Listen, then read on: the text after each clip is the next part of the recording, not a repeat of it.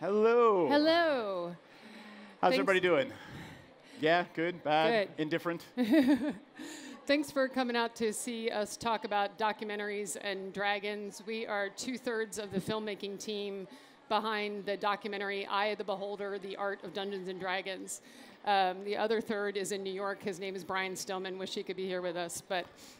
So we're just going to talk about how Adobe products helped us in the making of our documentary and show you a little bit of the documentary itself.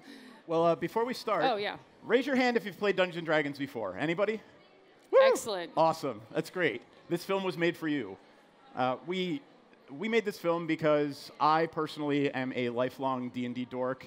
I've played my entire life since I was in grade school up through to today, and it's really, this film was a labor of love for us. So, and actually we did a film before this, and people asked me what's next before we did this film.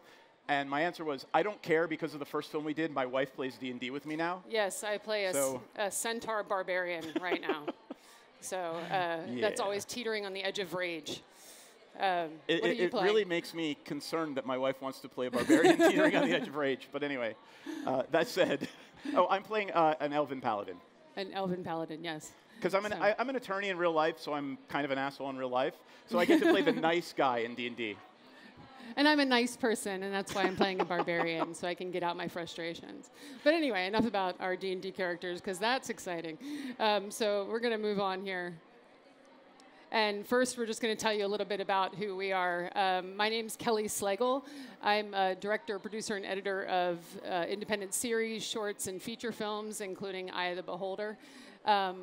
By day, I also do freelance production and editing of educational, documentary, and industrial content. I'm a Docs in Progress Fellow, which is a program for emerging documentary filmmakers in DC. I'm a PGA member, and I'm also have a couple of classes available on lynda.com, which is now known as LinkedIn Learning, on crowdfunding and directing actors and non-actors. Oh, hey, that's me. Yes. All right, so I'm a producer, and I was also the audio engineer on this. I was the location guy and the post-production audio. Madame doesn't put it on her slide, but we are co-directors of the Origins Film Festival, which is a film festival that happens every year in Columbus, Ohio, in conjunction with the Origins Gaming Fair. I also happen to do this thing called running a law firm. I have a terrible, terrible law habit. I would much rather make movies, but that other thing pays the bills. I also teach at the University of Maryland in their doctoral program for project management. And I also have some LinkedIn Learning, lynda.com type classes. Great. Yeah. So other than our Kickstarter backers and some film festivals, you will get to see the first couple of minutes of our documentary along with those people for the first time. And this is a huge boon for me. Like, you don't know, as independent filmmakers, that this stuff's going to go directly to streaming, okay? We're not going to have a theatrical release. So I'm going to come out there because I get to see it big. All right, so here we go. Here's the beginning of Eye of the Beholder, The Art of Dungeons and Dragons.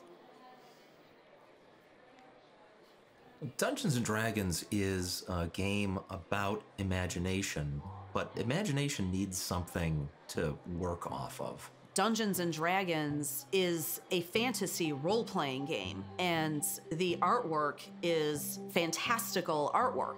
The art and the game, you can't separate it. You have to look at both components working together. There's suddenly a beholder in front of you. Well, what's a beholder? It's a really angry onion with eyes and teeth and tentacly stalks. And then you show them this picture. You cannot have Dungeons & Dragons without the artwork that supplements it.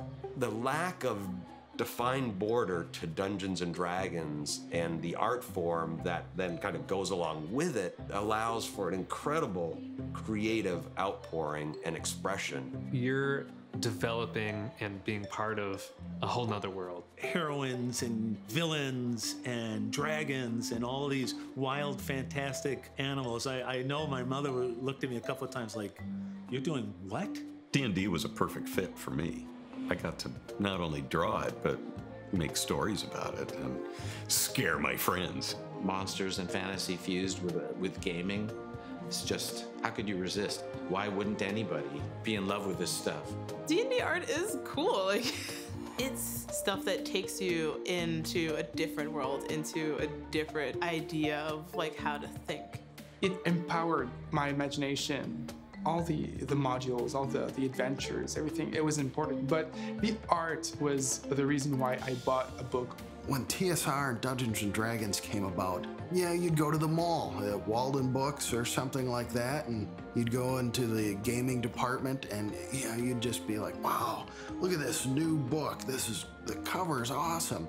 You know, that artwork just filled part of that void that wasn't getting filled anywhere else. It was just incredible.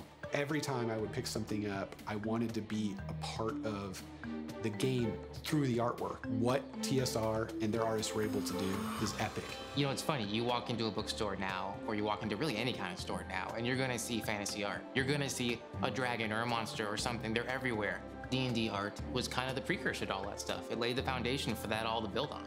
The Dungeons and Dragon brand actually went on to define an entire genre of what art should look like. Here was this cohesive world that was envisioned by all these amazing artists that creates a groundwork for where we can grow our stories from, where we can grow our myths from, where we can grow our heroes from. These images are more than just a product. There's something beyond that.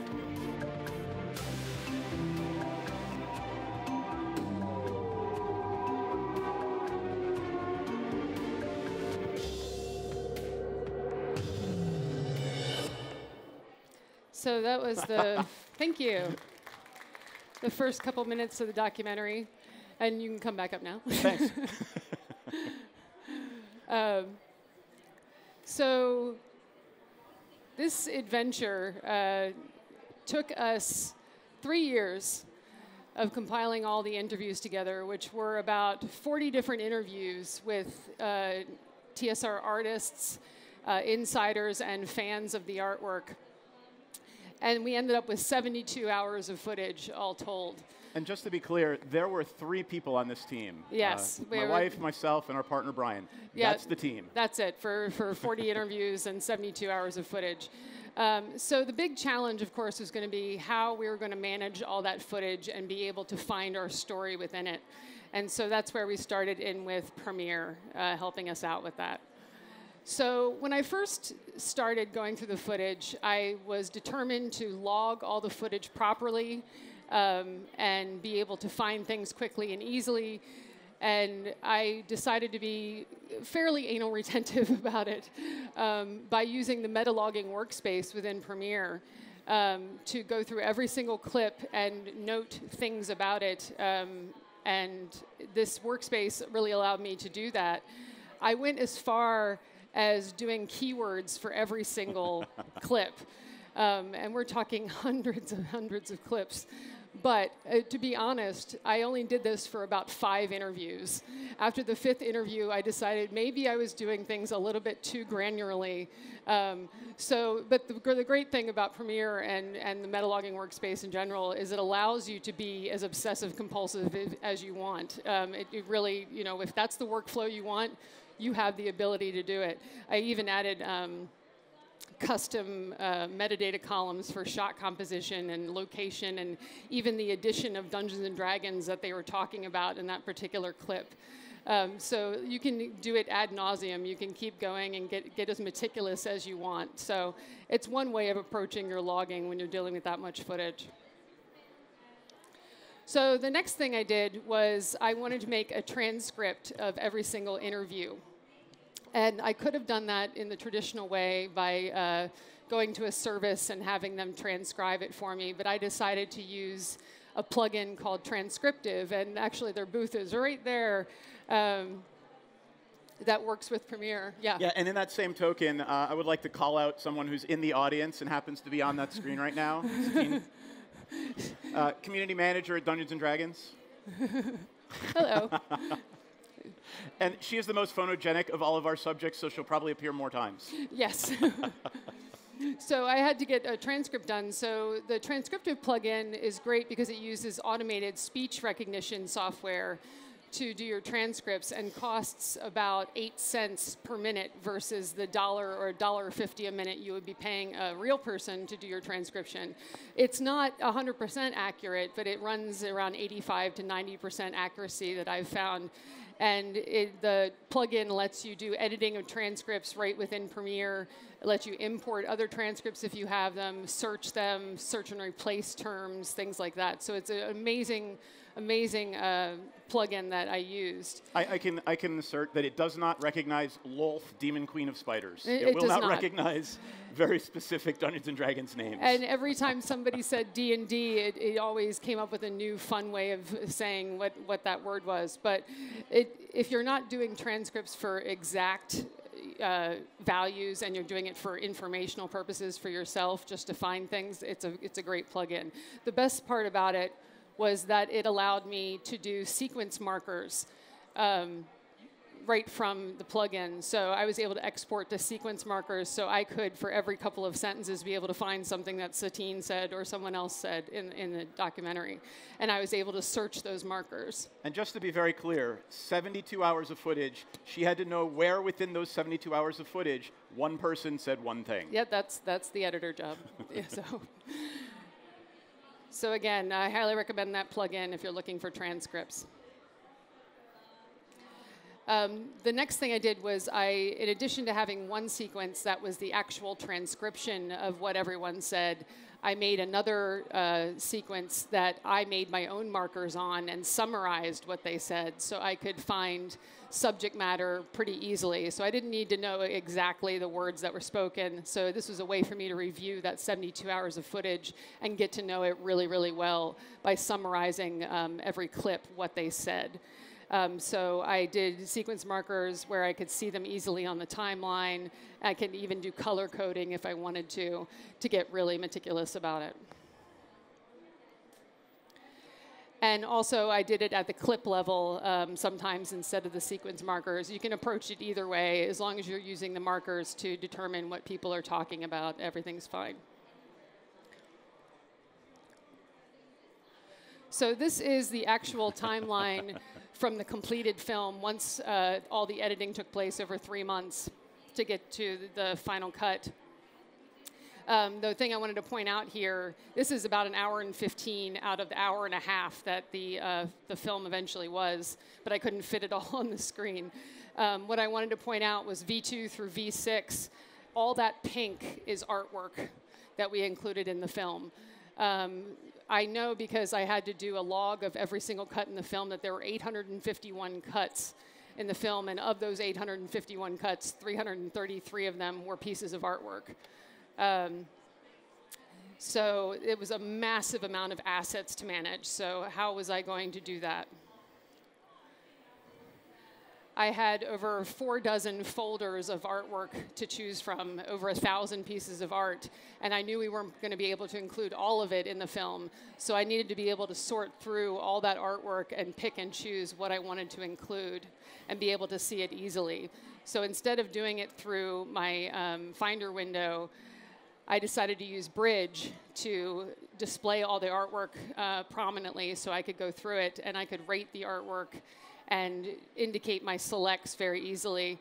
And then the best part was that I could drag right from Bridge into Premiere's timeline and put the artwork directly on the timeline in my project. So that was the best way to go through 1,000 pieces of artwork and be able to make judgments about it correctly. And how many did we end up using? 300? 333. 333, that's 333, hilarious. exactly. And then once the film was done, as far as I was concerned as editor, it was time to pass it over to Seth for audio treatment. So I threw everything to him with 5-second handles and said, good luck. Switch sides with me. Yep. All right, so there's what it looked like when I got it. Into Audition, yep. All right, there it is in Audition. How many cuts? 851. 851 cuts, 40 interviews. So that's what it looks like when I first fly it into Audition. And then what I do is I need to start breaking it out by interview. Now, there were 40 interviews, but unfortunately, some interviews were split up into a walk and talk, a living room, a kitchen. So each one of those got their own tracks. Like you can see here, No, my little cat toy isn't working, maybe a little. So Diesel LaForce here has 3 interviews. One is his walk and talk, one's in his living room, and one is in his study. And his house is cavernous. So I had to EQ each of those tracks separately, put a little compression on some, do a little bit of effects work on others. All right? So here's what it started to look like.